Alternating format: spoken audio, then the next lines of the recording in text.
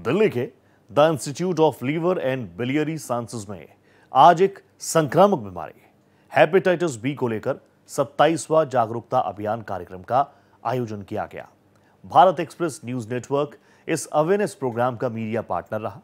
इस मौके पर भारत एक्सप्रेस संवाददाता कोमल शर्मा ने ILBS के डायरेक्टर डॉक्टर SK सरीन और भारत एक्सप्रेस न्यूज नेटवर्क के चेयरमैन CMD और editor in chief Upendra Rai ji से खास बातचीत की।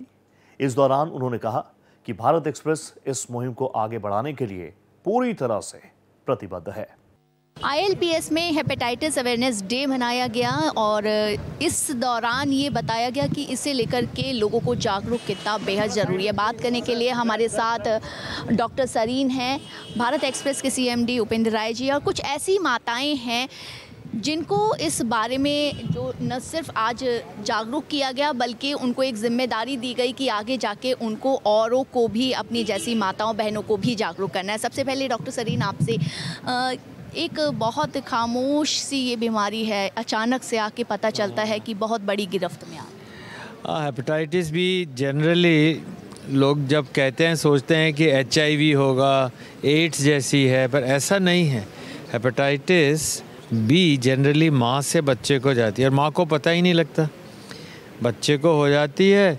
और जब माँ टेस्ट कराने जाती है अपना गायनी का या बच्चे होने से पहले तो पता लगता है, तो डर लग जाता है। तो ये चिंता होती है कि घर जाएंगे तो लोग क्या कहेंगे।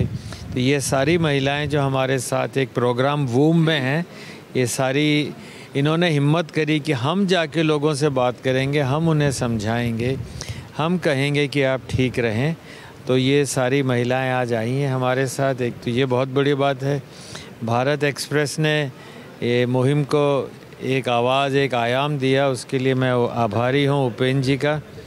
और हाँ, मैं ये कहूँगा कि 27 साल के प्रयास के बाद भी हम बहुत अधिक आगे नहीं बढ़े। अभी भी लोगों में वो भय है, लोग अपना जांच नहीं कराते, लोगों को वो सम्मान नहीं मिलता।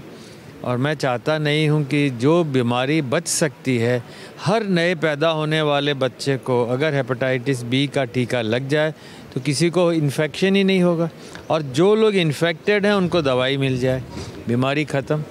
ये तो एक इन्फेक्शन है, सिर्फ समझ की बात है और कमिटमेंट की। अगर आंकड़ों की बात करें, कितना अभी अगर, क्योंकि वैक्सीनेशन लगातार जो है उसके लिए सरकार भी जागरूक करती आ रही है, तो कितना ज़्यादा इससे ग्रस्त जो है लोग अभी भारत में करीब 3 करोड़ लोगों को हेपेटाइटिस बी का इन्फेक्शन है, और उनमें से कुल मेरे ख्याल से 10-15% को पता है कि उन्हें हेपेटाइटिस बी है। तो किनको हेपेटाइटिस बी है, बहुत आसान है। अगर घर में एक हेपेटाइटिस बी का मरीज़ है तो भाई बहन या बच्चे या वाइफ या हस्बैंड उनको हो सकता है, क्योंकि ये एक व्यक्ति से दूसरे व्यक्ति में सिर्फ बॉडी के सिक्रीशन से जाएगा, ब्लड से जाएगा, सीमन से जाएगा, सिक्रीशन से जाएगा, और कोई तरीका नहीं, मैन टू मैन ट्रांसफ़र है। तो जो परिवार वाले जिनके कोई भी एक हेपेटाइटिस बी का, वो सब अपनी जांच कराएं, और नहीं है तो टीका लगवा लें। तो एक ये तरीका। दूसरा, जिनको है हेपेटाइटिस बी उन लोगों को इलाज कराना चाहिए, टेस्ट। और भारत में फ्री है, सबसे बड़ा वर्ल्ड का प्रोग्राम है।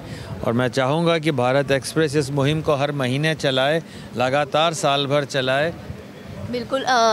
सर, सबसे पहले तो यही कि मीडिया की भी एक जिम्मेदारी कुछ इस तरीके के जो अवेयरनेस प्रोग्राम होती है उसको लेकर बन जाती है। बिल्कुल, मीडिया की सबसे बड़ी जिम्मेदारी यही है कि लोगों के बीच सूचनाएं पहुंचाना, उनको जागरूक करना। और अब तो भारत सरकार जब किसी चैनल का लाइसेंस देती है तो एक सोशल रिस्पॉन्सिबिलिटी भी क्लॉज में है कि आपको कोई भी सोशल रिस्पॉन्सिबिलिटी उठानी होगी और उसको दिखाना होगा। वो पहले भी था, लेकिन बाद में उसको और अच्छे से अंडरलाइन किया गया। और सरीन साहब ने जो काम किया है लीवर डिजीज़ को ठीक करने के लिए, और जितना इस उम्र में भी ये परिश्रम करते हैं, मुझे नहीं लगता कि कोई दूसरा डॉक्टर इतना लंबा OPD देखता होगा और इतना समर्पित भाव से काम करता होगा।